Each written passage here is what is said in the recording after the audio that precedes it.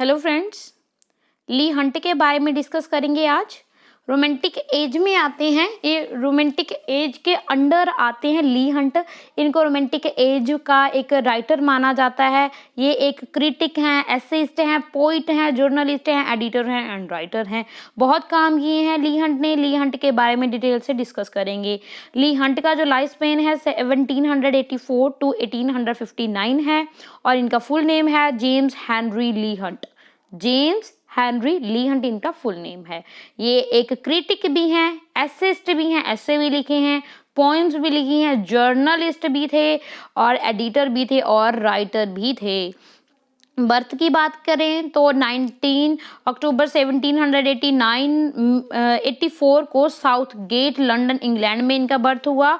और डेथ की बात करें तो इंग्लैंड में लंदन में ही इनका 28 अगस्त 1859 को डेथ हुई। तो ये इनका थोड़ा सा बायोलॉजिकल इंफॉर्मेशन थी। देन इनकी मदर की बात करें तो मैरी शेविल इनकी मदर का नेम और फादर का नाम इसाक हंट जो एक लॉयर थे। ओके, आगे देखते हैं इनके बारे में। इनके जो फादर थे वो बहुत ज़्यादा डेप्ट में से थे, डेप्ट में थे, यानी कि उनको कर्जे में थे। ठीक है, landed him in a debtors prison, जिसकी वजह से इनको इनके फादर को डेप्ट नहीं बोलते, हम इसको डेटर बोलते हैं। ठीक है, डेटर्स प्रिजन में जाना पड़ता है जब ये बहुत छोटे थे। जब छोटे थे इनके फादर को जेल में भेज दिया गया, जिसकी वजह से ये उसकी चिंता में, अपने फादर की चिंता में इनको स्टैमरिंग की प्रॉब्लम होगी। स्टैमरिंग जैसे हकलाना,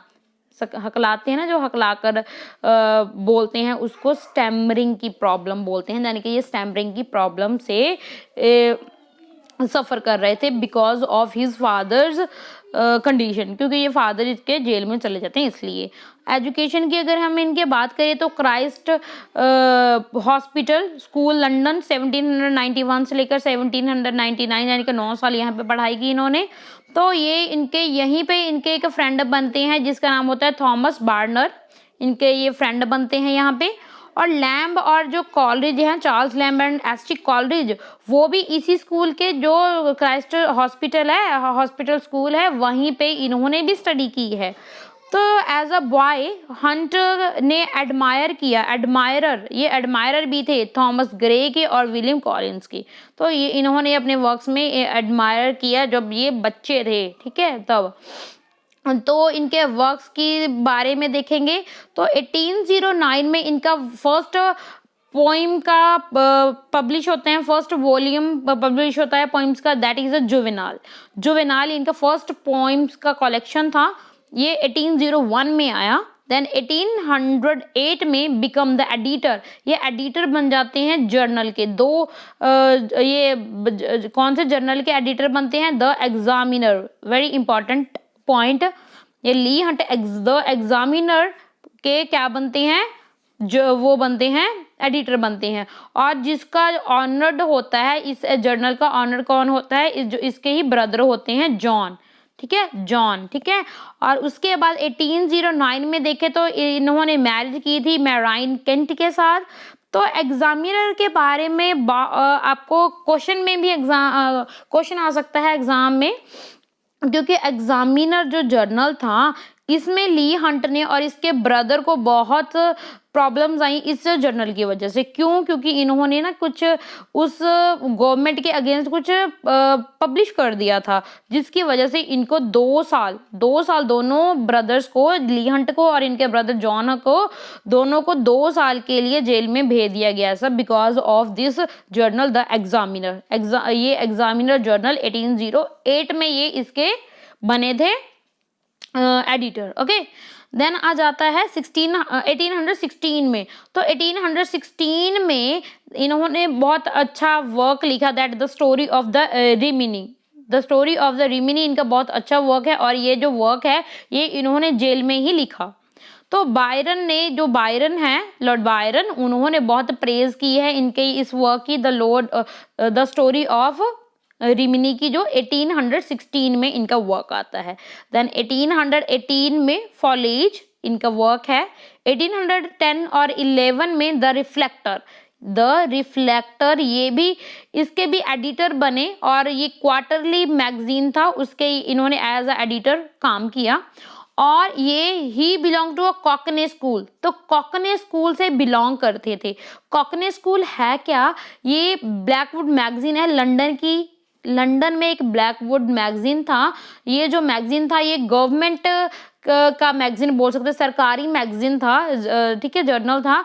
तो इसमें एक टर्म दी गई है कॉकने स्कूल, यानी कि वो वाले राइटर्स के लिस्ट बताई गई थी जिसमें ले हंट का भी नाम आता है कि ये जो राइटर्स हैं ये बिल्कुल भी अच्छा नहीं लिखते, बिल्कुल बकवास लिखते हैं। कॉकने स्कूल का इनको भी उस स्कूल में रखा गया है, यानी कि ब्लैकवुड मैगजीन ने इनको कॉकने स्कूल का राइटर बताया है। तो इस सर्कल के इनके जो सर्कल मेंबर थे, Hunt circle member, Hunt circle भी एक था जिसके मेंबर कौन कौन से थे? बायरन है, लॉर्ड बायरन, चार्ल्स लैम्ब है, शैली है, बेंजामिन हेडन है, विलियम हैजलिट है एंड जॉन कीट्स है, ये उनके मेंबर हैं हंट सर्कल के।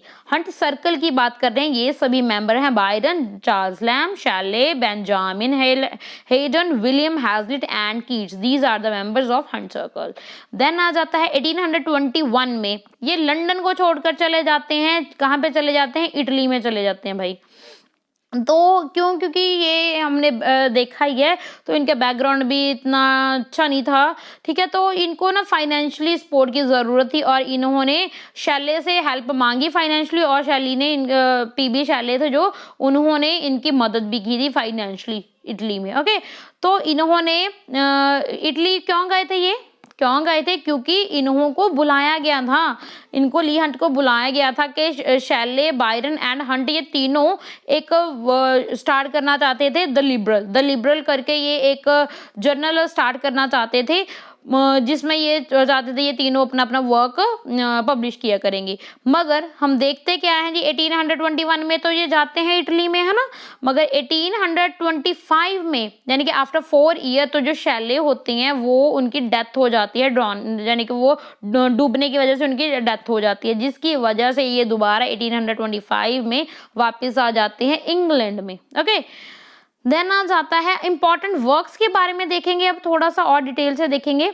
इनका पोइट्री कलेक्शन तो सबसे फर्स्ट कलेक्शन था, दैट इज जुवेनाइल, जो 1801 में आया। इटालियन लिटरेचर लव के बारे में थोड़ा सा इस वर्क में बताया गया है।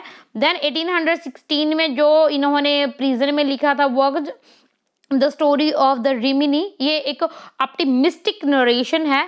फॉलेज 1818 में आया, ये कलेक्शन था और इस फॉलेज में ही द निम्फ की नाम की एक जो पोइम है, ये बहुत अच्छी पोइम है, that you should go and read this. Okay, then 1819 the Hero and Leander, ये भी बहुत अच्छा वर्क है, the Hero and the Leander, ये एक ग्रीक मिथ्स के ऊपर डिपेंड है इनका work, the Hero and Leander. Okay, 1819 में आया। तो इनका जो ये द हीरो एंड लिएंडर है ग्रीक मिथ पे है, 1819 में आया है। इस टाइप के क्वेश्चन बन सकते हैं, कब आया भाई इनका ली हंट का वर्क हीरो एंड लिएंडर? 1819 में। ये किस पे बेस्ड है? ग्रीक मिथ पे बेस्ड है। ऐसे ही क्वेश्चन बनेंगे आपके एग्जाम में, बहुत अच्छे से, हर एक पॉइंट बहुत ज्यादा इंपॉर्टेंट है, ध्यान से देखते रहिए। देन आ जाता है इंपॉर्टेंट वर्क्स के बारे में। इंपॉर्टेंट वर्क्स में हमने लिबरल की हमने बात की थी, ये एक पॉलिटिकल जर्नल था जो इन्होंने शुरू किया था 1822 में। 1821 में ये गए थे, इंग्लैंड को छोड़कर इटली गए थे। 1822 में इन्होंने शुरू कर लिया था द लिबरल, और इसमें इस द लिबरल में जर्नल के कौन कौन से मेंबर थे? बायरन थे, हंट थे और शैले थे, और शैले की 1825 में डेथ हो जाती है, जिसकी वजह से ये लिबरल का काम तो बीच में ही रह जाता है और वो जो ली हंट है वो भी छोड़कर इंग्लैंड वापस आ जाते हैं। ओके, देन द एग्जामिनर के बारे में भी हमने बात की थी, ये एक रेडिकल जर्नल है। रेडिकल क्या होता है? रेडिकल वो होती हैं जो सोसाइटी में, रिलीजन में, पॉलिटिक्स में चेंज चाहते हैं, जो चेंज चाहते हैं उसको हम रेडिकल पर्सन बोल सकते हैं। रेडिकल जर्नल था ये, जो 1808 में आया। और ये जो एग्जामिनर था इसके जो ऑनर थे ये ली हंट के ब्रदर ही थे। और इसकी वजह से ही और ये इस जर्नल की वजह से ही इनको 2 साल जेल में भी जाना पड़ता है। क्यों? क्योंकि इन्होंने अपने इस जर्नल में क्रिटिसाइज किया था गवर्नमेंट को, जिसकी वजह से इनको 2 साल जेल में बिताना पड़ा अपने ब्रदर के साथ। ओके, दोनों को भेज दिया गया था। आगे आ जाता है द इंडिकेटर। द इंडिकेटर ये भी एडिटर ऑफ द जर्नल, इसका भी एडिटर के तौर पे काम किया है। द इंडिकेटर में भी इन्होंने, ये भी एक पीरियोडिकल जर्नल था, वीकली प्रोड्यूस होता था, वीकली आता था, हफ्ते में एक बार आता था, ये जर्नल पब्लिश होता था। तो इसके पब्लिशर कौन थे? इसके पब्लिशर थे जोसेफ एप्पलयार्ड। कौन थे? जोसेफ एप्पलयार्ड। तो एप्पल यार्ड में एप्पल लगे हुए हैं, इस टाइप से आप याद कर सकते हो। इंडिकेटर ली हंट से रिलेटेड है, ली हंट की वीडियो में हम पढ़ रहे हैं। द इंडिकेटर ये एक जर्नल है, पीरियोडिकल जर्नल है, वीक में एक बार पब्लिश होता है। और इसके पब्लिशर का जोसेफ एप्पलयार्ड इसके क्या हैं? पब्लिशर हैं। तो इन्होंने वर्क किया यहाँ पे 1819 से लेकर 1821 तक।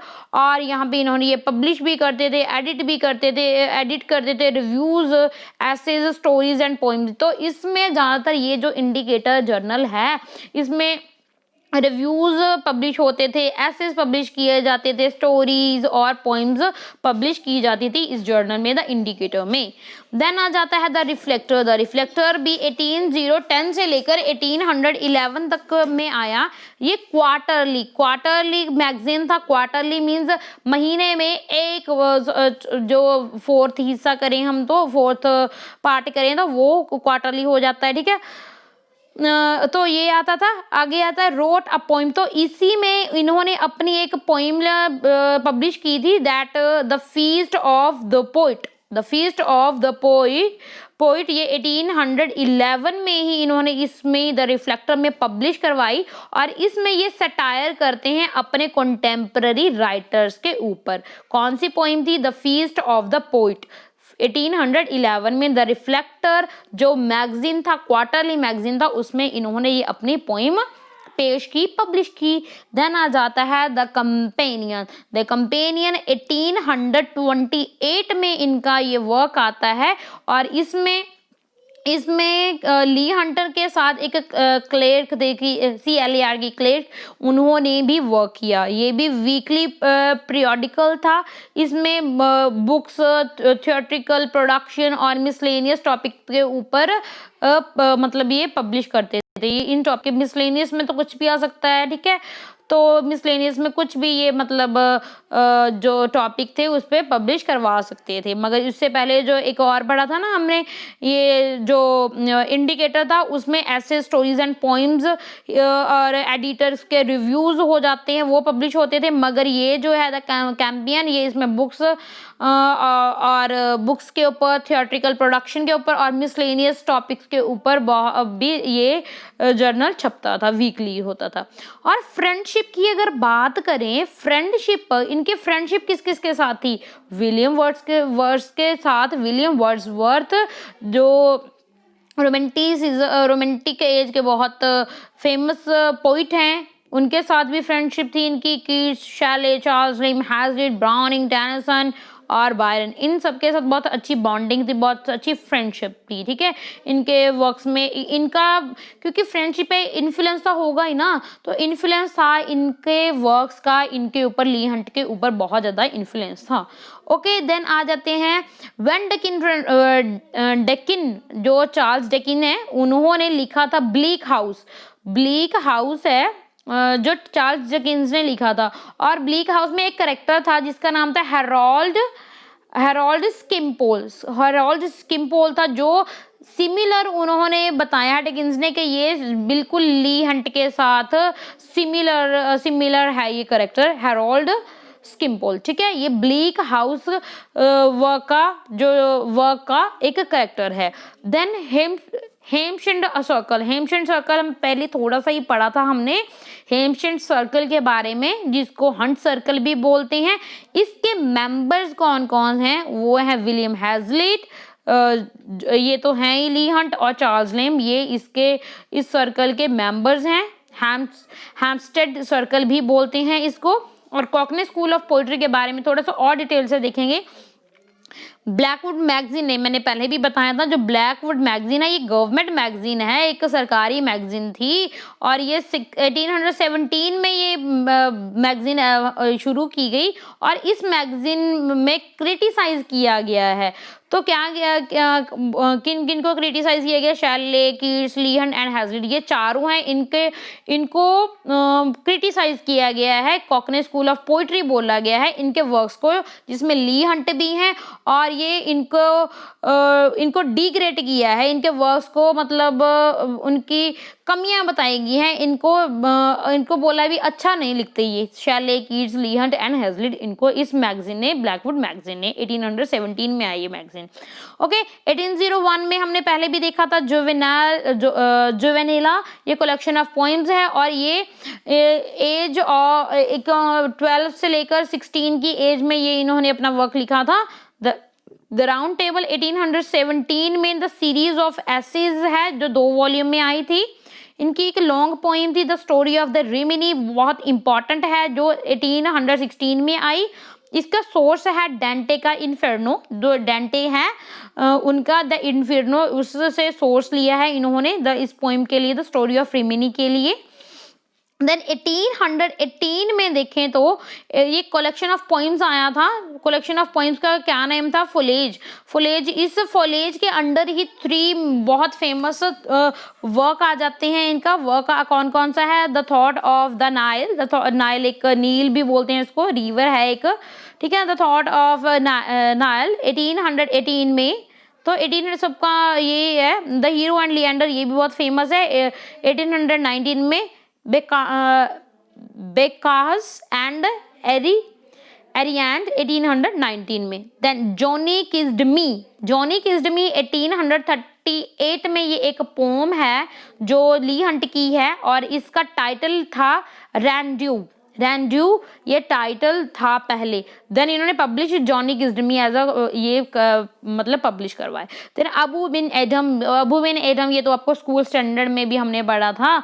1834 में इनका ये पोइम आई और ये एक फेबल लाइक पोइम है, जिसमें गॉड, क्रिएशन और मैनकाइंड के ऊपर बताया गया है। ओके, देन आ जाता है नॉवेल्स भी लिखी हैं इन्होंने, ली हंट ने। कौन कौन से नॉवल हैं? सर राल्फ एस्टर, जो 1834 में आया। देन द टाउन लंदन 1848 में, 2 ही नॉवेल्स लिखे हैं, Sir Ralph Esher 1834, the town London 1848। These are the 2 novels by Leigh Hunt.